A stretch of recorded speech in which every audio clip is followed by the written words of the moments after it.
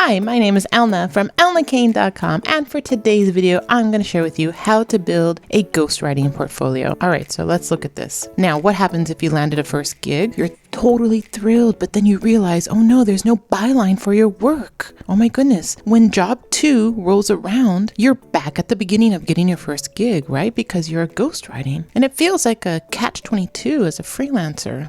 You can't tell this new prospect of your writing job because it's ghostwritten. So what do you do, right? Now, with violating any rules or crossing NDA lines, you can still build a ghostwriting portfolio. I'll share my best tips for creating that ghostwriter portfolio and how to market your ghostwriting business. All right. But if you're just sort of, not sure what it actually is, let's look at what ghostwriting is. A ghostwriter is someone who writes copy like articles, they write speeches, books, fiction books, they do blog posts, they do email newsletters, web copy, but it isn't credited for that work. Now, the credit goes to your client or someone in that company or business that hired you. Note that none of your work is credited to you, and this means you cannot publicly share your client writing anywhere unless your ghostwriting client gives you permission. This is where the whole catch-22 comes into play. You need work, so you need to market your work, but you can't market your work because it's ghostwritten. So how are you going to build this portfolio? Let's look at ways you can do this without getting in trouble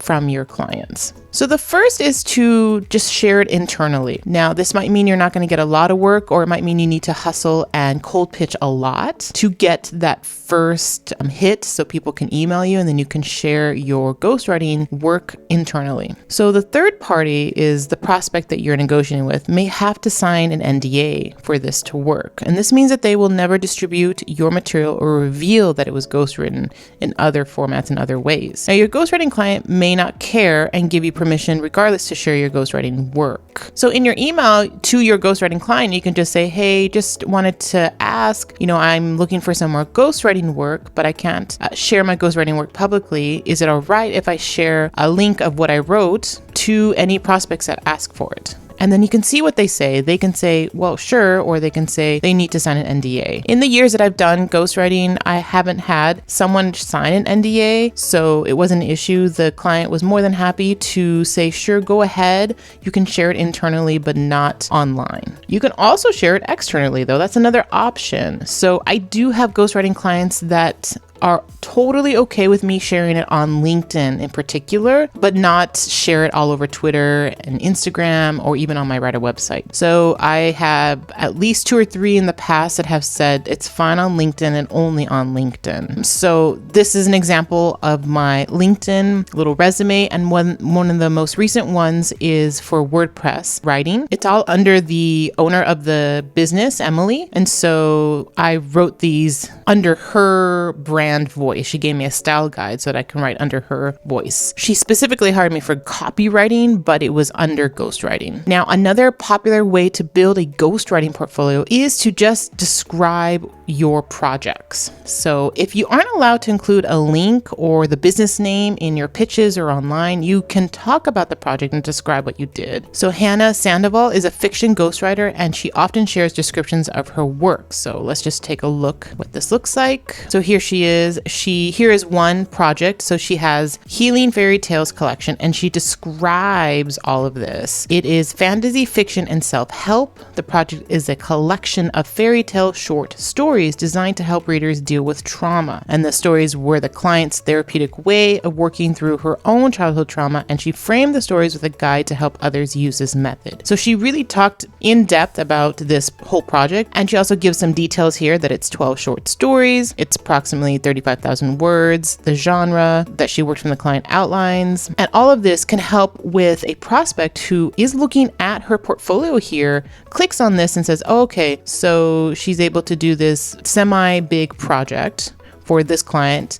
Well, I need, 20 short stories and I need 60,000 words. Maybe I can call on her to do this for me, right? So this is a nice way to demonstrate on your portfolio these descriptions. Another way you can frame this idea of building your ghostwriting portfolio is to collect testimonials from your ghostwriting clients. You can, instead of having like a portfolio filled with links, you can have a short description, and underneath that description, you can have a testimonial, or you can pepper these these testimonials on social media. So this is what I did. I mean, I had a client who asked me to write ghostwriting content for their product, a universal IoT remote kind of thing. So for example, what I did is I wrote the content for their blog for Sure Universal and gave it to the editor. And so this is no longer on their website, but I do have what I gave them, which is a Google Doc with an image. And I gave them a zip file of all the images that I used. And I wrote this for their tech blog here. There is no attribution. The blog has no name to it. If it does, it would just say the team at Sure Universal. So it was my writing, but it was under them. And so I was able to get the editor to write a testimonial for me. Here, she is now the VP of marketing, but she was the content lead that I spoke to the most. And so she wrote a little description of my work. She did not say that it was ghostwriting, but I was more than happy to, publish this because she liked my actual work, my ethics and all that. And that was a good testimonial from her. And I was able to also share this on LinkedIn. I asked her specifically if I can share those posts on LinkedIn and say that it was ghostwritten. And she said that was fine. So I was able to get a testimonial, which just strengthened my ability to provide valuable work to clients, as well as get that portfolio item. So like I said, for you, if you don't have that able to share externally, then just write a project description and then have the testimonial underneath. That could work. Now, if all else fails, the best resort is to actually get a reference. You might not be able to have a really in-depth ghostwriting portfolio online, but if you are good at cold pitching, if you're good at landing jobs, then you can have past clients act as a reference to help you get new ghostwriting work. So if someone is interested in your writing, you can let them know you would be happy to provide them with a past or current client's contact information upon request. So you can have them say, here, talk to my ghostwriting client that I had 6 months ago. I wrote a book for her, yada, yada, yada.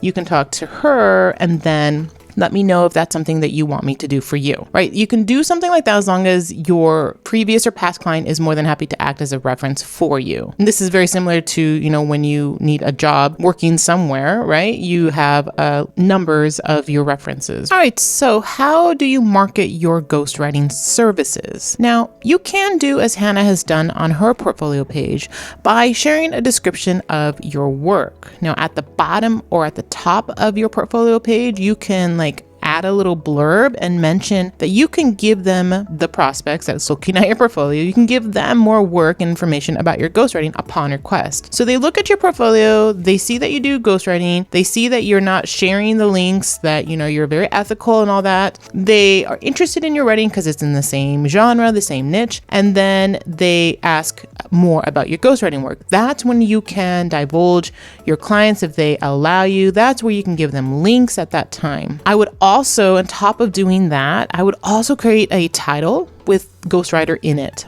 So, expert, book ghostwriter, fiction ghostwriter, whatever type of ghostwriting you want to do, put that in your title on LinkedIn, on Medium, on your writer website, when you do a podcast or when you do other things to let people know who you are, right? Because that's the next thing. Once you have that title, you need to share it all over. You need to market on Twitter. You try to get some podcasts that talk about writing tips and ghostwriting. Write a post on Medium about your topic about ghostwriting. All of this will just send signals online on the internet from people that are reading your post that you are a ghostwriter, that you write about ghostwriting, that you have some good tips about ghostwriting. They look at your LinkedIn and they see that you're a ghostwriter for books, and then these are your projects if you're allowed to share them externally. If not, you have a little blurb saying, if you want some information about my ghostwriting, then, contact me here, right? You can do ways to show that you are a legit ghostwriter, that you're following the rules, but that you can still market your business in these manners. So hopefully that helped you. If you're interested, I do have a video on ghostwriting 101. So make sure you check out that video after this one. And for more freelance writing, marketing, ghostwriting, AI content for freelancers, make sure you subscribe to my channel and like this video. I'll see you in the next video.